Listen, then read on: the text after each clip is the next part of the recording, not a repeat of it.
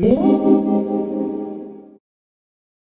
everyone, today I'm going to share my March hits and misses with you. Yes, this is not just a favorites video because I do have some misses to show and share. And first I'm going to start with my eyeliner because since I am wearing a brighter look, I know many of you may be curious as to what I'm wearing. As always, a full list of all the makeup that I'm wearing is on the RAEviewer.com, but I am wearing the Stila Sparkle Liner in the deeper blue with a matching or coordinating blue pencil liner, and this is by Lancome. This is the new Kohl in Love for spring 2013 in number 401 Deep Water Blue. I'm really loving these Kohl in Love pencils. They wear so well, and I'm wearing this one on my lower lash line as well as on my waterline, and I really love these because they are creamy, they're long lasting, they're beautiful. I love the color. It's a deeper blue, not a true navy, but slightly brighter, more like a royal blue.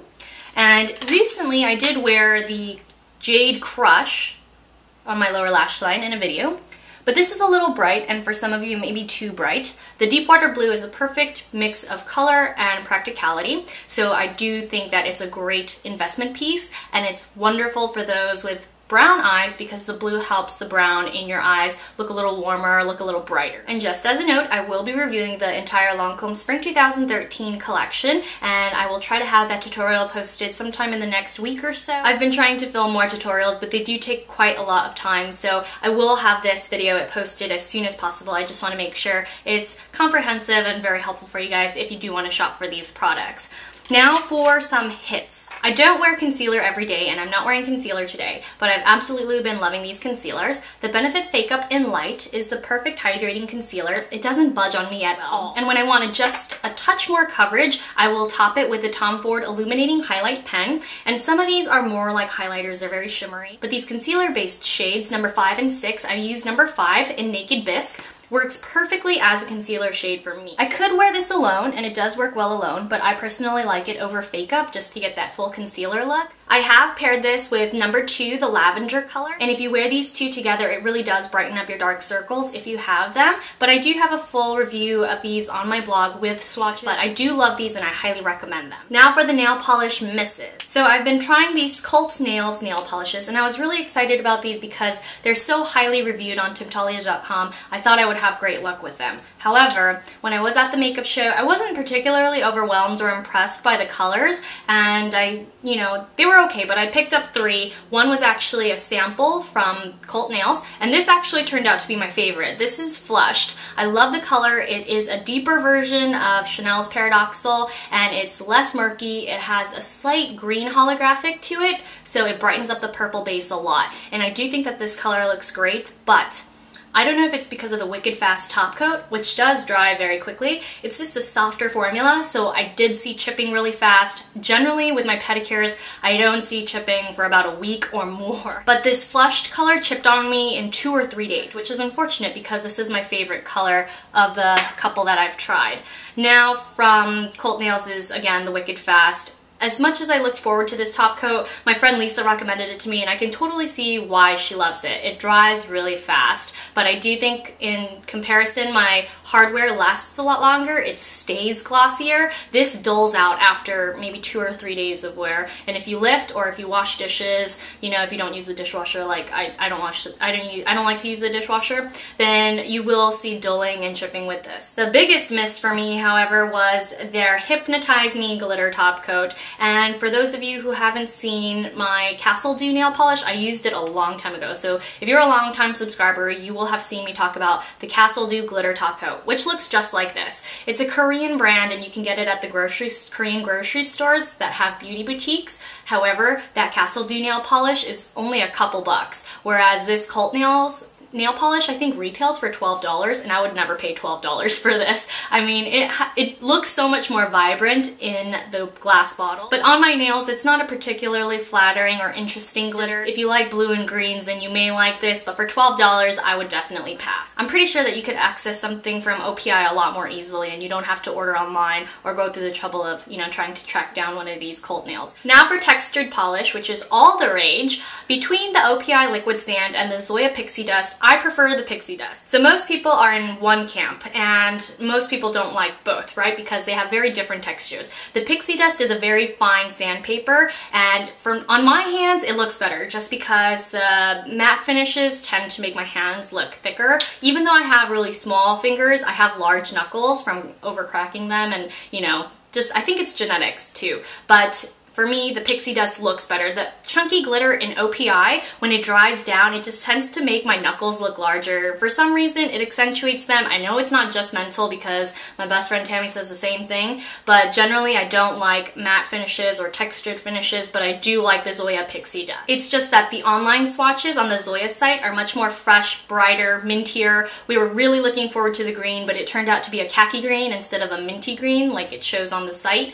But overall, we really do like the pixie dusts, and the OPI, it looks nice, but it just has to suit a certain nail shape and hand shape, I think. So definitely try it before you knock it. It's just, I prefer the pixie dust. Now for Dior's newest polish releases. I personally don't like Dior polishes as much as Chanel polishes, but there's a lot on the opposite end who much prefer Dior polishes. I actually see chipping a lot faster with these than I do with any of my Chanel colors, but I have to say that the Spring Ball is my favorite of the newest releases. Diabolic, which is a gorgeous red. You can see swatches on the Beauty Lookbook, which is a great resource for those of you who like high-end makeup. But Spring Ball is a pretty peach. It is not particularly unique, but it has tonal glitters, gold, silver, peach, and it's a really great combination. I personally prefer this one to Princess, which is the pink that I have on my index finger. I just find that Princess is too similar to Spring's Rosy Bow, and even though on camera Rosy Bow is showing up a lot darker, they look almost identical in person, except that Princess has the addition of the shimmer. So I don't think it's necessary to have both. You just have to pick which one you want more, cream or glitter. Now for the other polish that I'm wearing on my hand. This is Chanel's 583 Taboo, and I adore this shade. It has tonal red, purple, maroon. It's a very interesting color, and even though it looks a little bit more galactic in the bottle, it looks more like a shimmery purple on my hands, as you can see. I personally like Taboo, and it has worn well. It is a thicker Chanel formula. I don't know if it's just my bottle, but most of my Chanel polishes do tend to be thin, really self-leveling. This one is self-leveling. It just takes a little longer for it to level out, but you do have to work fast when you paint the nail at first. So I like to get close to the cuticle and then spread the nail out toward the nail line. So it just really depends on how you like to apply your nail color, but just keep in mind that this is a heavier, thicker, more dense formula, and I love that it's not the invisible shimmer. Some people love the invisible shimmer, other people wish it were more visible, right? But a lot of Chanel nail polishes, you can only see the shimmer in the light, in direct sunlight. But this one you can see even in fluorescent light, but Taboo is definitely one to have. And now for makeup removal. I get a ton of questions as to how I remove my makeup, and though I don't wear makeup every day anymore, I still use the same makeup removal techniques. For eye makeup removal, I always use my Shiamura Pore Cleansing Oil, and this is a limited edition bottle. It's still pink, it just doesn't have the floral motif that you see, but the product is still the same. I love it. I highly recommend it. It's great for those with oily skin because it is a thinner, lighter cleansing oil. But I have been loving recently the Makeup Cleansing Oil by Shiseido, just because it is a thicker formula, it's great for complexion, and I don't generally tend to wear eye makeup every day at all anymore, not even mascara, so I just have to take off my sunscreen and my powder. But I do feel like, first of all, the packaging is super cute. I love the ombre coloring. It is gorgeous. It's probably the most hip signature bottle that I've seen in a long time, and you can't actually get Benefique products at Shiseido counters. You have to go to a Shiseido boutique, so you do have to look it up online, which does make it a little inconvenient, but the product is good enough that I would constantly go out to buy this. And in conjunction with this makeup cleansing oil, I have been using the cleansing foam. I've tried all of the Shiseido cleansing foams, and I have to say this is one of my favorites. I think I still like the Benefiance a little bit better, just because in the winter my skin dries out a little bit, so I do like a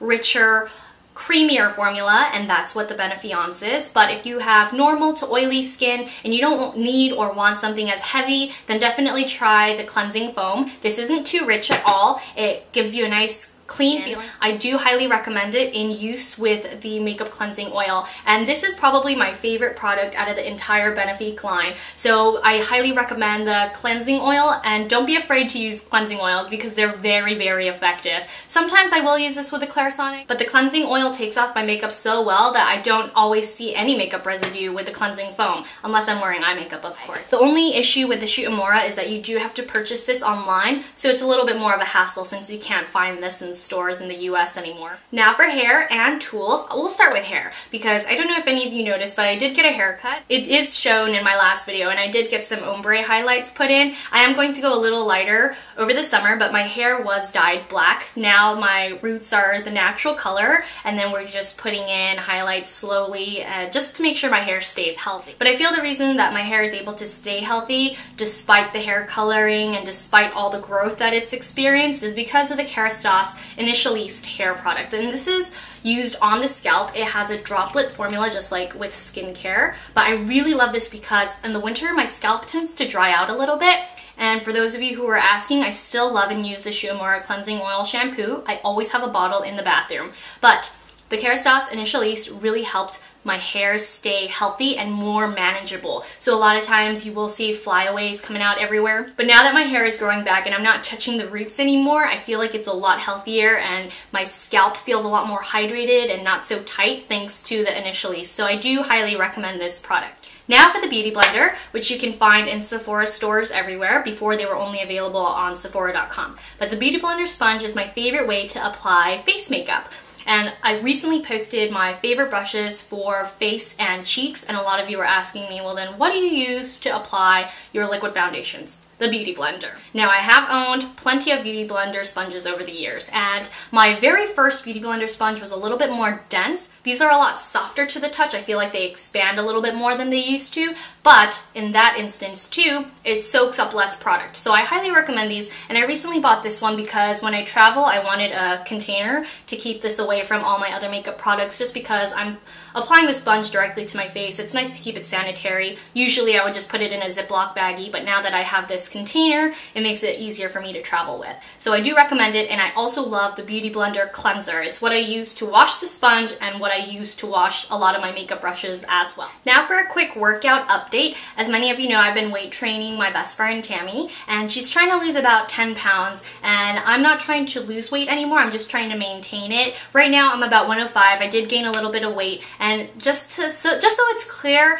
I'm only 5 feet and I'm naturally small framed, so 100 pounds is entirely healthy for me. So I've spoken to my doctor about it. Trust me, it is completely nutritionist and doctor recommended. 100 pounds I can get down to and I'll still be in perfect health. But right now I am at a healthy 105. I eat pretty much whatever I want in moderation. I don't eat junk food though.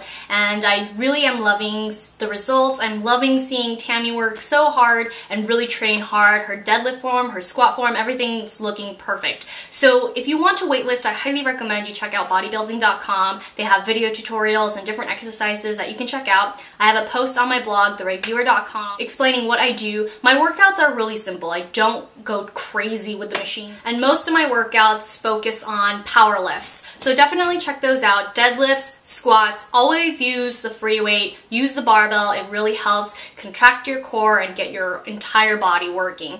But a lot of you have asked what gloves I use. I have small hands, so I wear a size small or extra small gloves, and these Nike gloves are great for days that I squat or do full body exercises. But when I deadlift, just because I am holding so much weight in my hands, the silicone helps me grip the bar a little better. I love both. I wear both really often and I highly recommend them. I purchased these from Sport Chalet and I got these at a Nike outlet, but you can purchase both at Amazon.com. And speaking of Amazon.com, if you guys haven't heard, there's this cool new site. It's a survey site called Opinion Outpost, and you get paid to give your opinion on products. So you can also get Amazon credit, which is the cool thing. You can get paid through PayPal. PayPal, or you can shop with Amazon. And companies will pay you, real companies will pay you to give your opinion. And it's not a get-rich-quick scheme. Trust me, you won't become a millionaire filling out surveys, but it's just something fun to do. And some of them will even send you product before it's released to the public that you can test out yourself and give feedback to the company for if you guys are interested in doing things like that. But the coolest thing about it is the Amazon credit. So check out the link below. I just thought it was worth mentioning because it is legitimate companies and they are using Amazon.